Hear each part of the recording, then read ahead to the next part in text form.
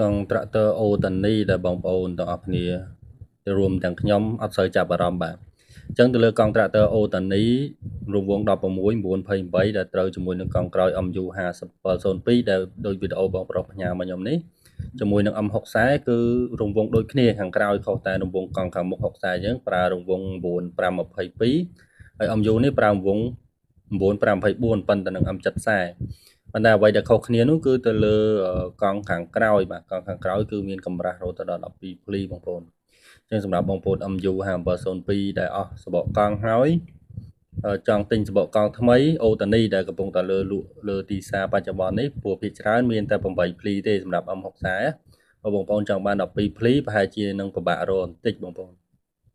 អញ្ចឹងសូមបងប្អូនពិនិត្យមើលក្នុងកន្លែងហ្នឹងផងហើយសម្រាប់ភ្លីតិចភ្លីច្រើននោះគឺសម្រាប់វាគុណសម្បត្តិរបស់វាគឺទៅលើការទ្រទម្ងន់ធ្ងន់ស្រាលបាទហើយកម្រាស់វាក៏ក្រាស់ស្ដើងទៅតាមនឹងដែរអញ្ចឹងហើយក៏បញ្ជាក់បងប្អូនមួយទៀតដែរសម្រាប់ភ្លីនេះมันក្តោបរួមទៅលើគុណភាពកង់ទាំងមូលទេបាទព្រោះកង់ក្រុមហ៊ុនខ្លះផលិតមកតិចភ្លីមែនប៉ុន្តែបងប្អូនប្រើទៅគឺធន់ជាងភ្លីច្រើនទៀតអញ្ចឹងមានតាមប្រភេទកង់មួយដែរណាបងប្អូនអញ្ចឹងតោះទៅជួបរូបពិតសម្លេងពិតរបស់បងម្ចាស់ត្រាក់ទ័រទាំងអស់គ្នាបាទនេះបង12ភ្លី16928អានេះប្រភេទ